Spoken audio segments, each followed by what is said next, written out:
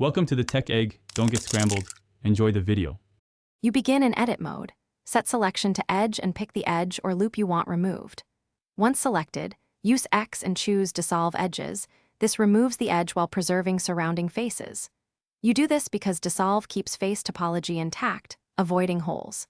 If you need a hard removal that deletes faces, choose Delete Right Arrow Edge Loops instead. Make sure to check the area after dissolving so you can address any unintended engons or shading changes. Once done dissolving, inspect topology and face normals. Press Shift+N to recalc normals if shading looks wrong. If vertex overlaps appear, use Mesh Right Arrow Cleanup Right Arrow Merge by distance to collapse doubles and tidy geometry. For small holes, select the boundary edges and press F to fill.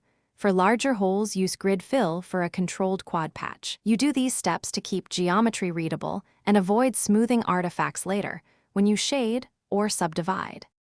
To finish, check shading.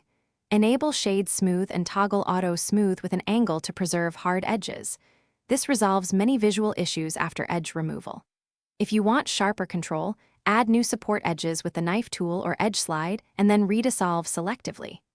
If something goes wrong, visible holes or distorted faces, undo back, isolate the problematic region in local view, numpad/, fix topology, and reapply dissolve. This targeted approach prevents global damage and keeps your mesh clean.